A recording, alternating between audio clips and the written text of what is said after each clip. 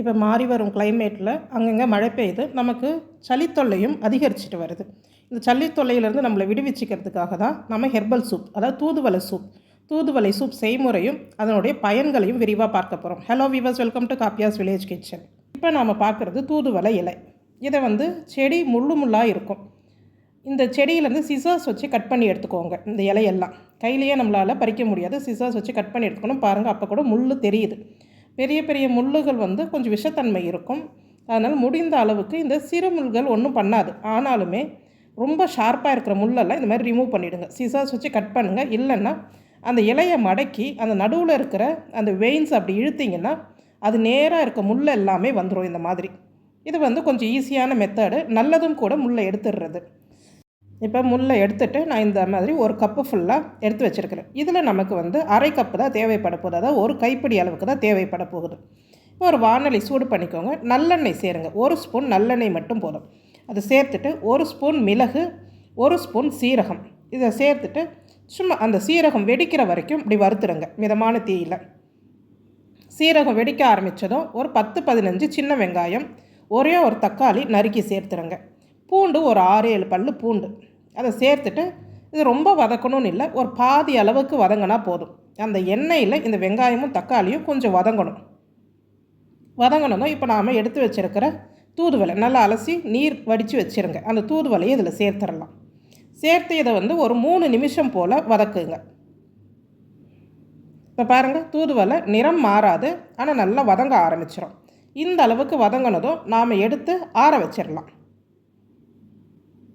இப்போ கப்பில் எடுத்து நம்ம ஆற வச்சிடலாம். இதை ஆறுனதுக்கப்புறமா மிக்சி ஜாரில் சேர்த்து மிக்சியில் அரைக்கணுன்றவங்க அரைச்சி எடுத்துக்கோங்க.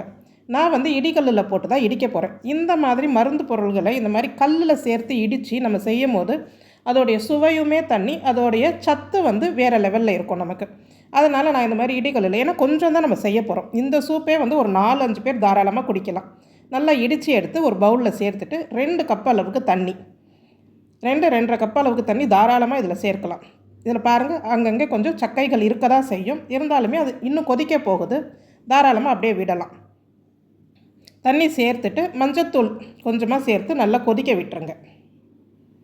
இப்போ பாருங்கள், ஒரு மீடியம் ஹீட்டில், ரொம்ப ஸ்டவ்வை ஃபுல் ஃப்ளேமில் வைக்காமல் மீடியம் ஹீட்டில் வச்சு அதை ஒரு 10 நிமிஷம் போல் நல்லா கொதிக்க விடுங்க.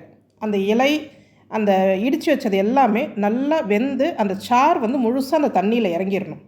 இப்போ கொதிச்சதை நம்ம இறக்கி உப்பு சேர்த்துடலாம். தேவையான அளவுக்கு உப்பு சேர்த்துடலாம்.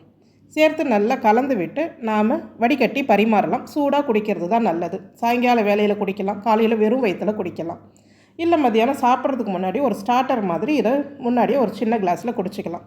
சளி சம்மந்தப்பட்ட தொல்லைகளுக்கு சிறந்த நிவாரணி. இந்த மூச்சு பிரச்சனை இருக்கிறவங்களுக்கு, சளி தொல்லை இருக்கிறவங்களுக்கு, இந்த ஆஸ்துமா தொல்லை, இழுப்பு, இந்த மாதிரி இருக்கிறதுக்கு எல்லாமே தூதுவளை ஒரு சிறந்த நிவாரணி தான். இப்போ மாறி வரும் கிளைமேட்டுக்கு நிறைய பேருக்கு சளி பிடிக்குது. காலையில் எழுந்த உடனே தும்மல் அதிகமாக வருது. இதிலேருந்து நம்ம பாதுகாத்துக்க நமக்கு நாமே ஒரு ப்ரிகாஷியஸ் மெஷர்ஸ் எடுத்துக்கணும்.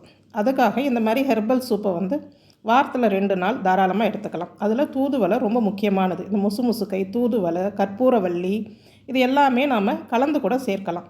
நீங்களும் செய்து பாருங்கள், பயனுள்ளதாக இருக்கும். உங்களுக்கும் இந்த பதிவு பிடிச்சிருந்தா நம்ம சேனலுக்கும் லைக் பண்ணுங்கள், ஷேர் பண்ணுங்கள், சப்ஸ்கிரைப் பண்ணுங்கள். நன்றி.